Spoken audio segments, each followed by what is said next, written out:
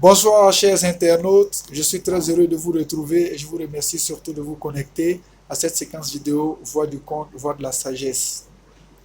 Pari pris, pari à tenir, nous nous sommes engagés chaque semaine à partager avec vous un conte traditionnel à l'effet de nous faire revisiter les leçons, les enseignements, la vertu qui a fait les beaux jours de nos ancêtres. Voix du conte, voix de la sagesse, parce qu'à l'écoute du conte, on retrouve plus facilement, plus sereinement tous les chemins, toutes les pistes, toutes les routes qui mènent à la sagesse. Il me plaît donc ce soir, chers internautes, de partager avec vous une histoire du bouc et de la hyène. C'est le bouc qui, se faisant vieux, décide de faire le pèlerinage. Il avait réalisé que sa vie durant, il avait offensé, commis des impairs dans le seul but de son épanouissement personnel et du bien-être de sa famille. Il lui fallait donc demander le pardon de son Créateur avant son heure ultime. C'était une initiative noble, certes, mais elle comportait de grands risques. Il fallait une bonne préparation. Et donc, il s'y mit, il fit des provisions, il paya toutes ses dettes et convoqua enfin tous les membres de sa communauté pour leur faire part de sa décision.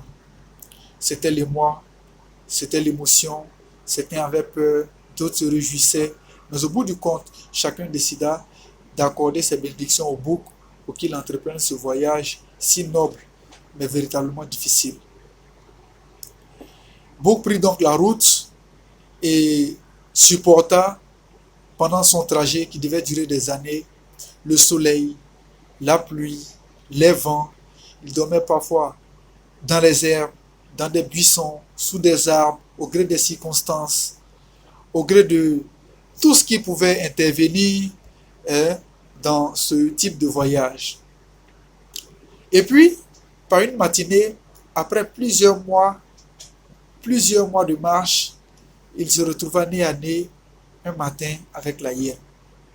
Il savait certes qu'il y aurait du danger, mais il n'avait pas imaginé un seul instant se retrouver ainsi, nez à nez avec la hyène, que nous savons si cruelle, si impitoyable, si vorace, si gourmande, si amoureuse de la chair, si friande de la chair fraîche des boucs et des chèvres.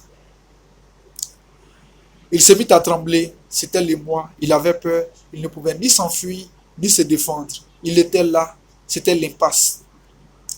Et la hyène ricana et lui dit, tu sais très bien, bouc, que je t'ai pris, et absolument personne ne pourra te sauver de mes griffes. Tu es à ma merci, et je ne ferai de toi qu'une seule bouchée. Cependant, je suis disposé à te laisser la vie sauve, si et seulement si tu acceptes de m'enseigner 3 vérités. 3 vérités, demanda le bouc. Oui, enseigne-moi 3 vérités et je te laisserai la vie sauve. Le bouc réfléchit en un éclair et se dit qu'il ne fallait pas laisser passer cette opportunité de se tirer de ce mauvais pas. Il dit, grande sœur, Dieu sait que si j'avais la conviction de te rencontrer durant ce voyage, j'aurais remis mon pèlerinage à une autre année. C'est une vérité, je te l'accorde. Le bouc dit, grande sœur, si je vais de ce pas retrouver les membres de ma communauté, leur dire que tu m'as pris, toi hyène, et que tu m'as laissé la vie sauve, tout le monde me prendrait pour un menteur. Cela aussi est une vérité, dit la hyène. Et enfin, le bouc dit, grande sœur, si tu passes autant de temps à bavarder, à discuter avec moi, c'est parce qu'en vérité tu n'as pas faim. La hyène sourit et dit, cela aussi est une vérité, tu peux poursuivre ton chemin. Quelle est la leçon fondamentale à retenir de cette histoire, chers internautes? Cette leçon-là réside dans la 3e vérité du bouc, à savoir que celui ou celle qui tergiverse au sujet d'une opportunité qui lui est faite n'est pas réellement intéressé. J'espère que vous avez apprécié cette leçon et que vous pourrez l'appliquer dans votre vie de tous les jours. Si c'est le cas, recommandez-nous à vos amis. Le cas échéant, recommandez-nous à vos ennemis. Je suis Dr Kone Draman, spécialiste en littérature populaire et je vous invite donc à vous abonner à ma page. À bientôt pour un autre numéro de Voix de conte, Voix de la sagesse. Je vous remercie.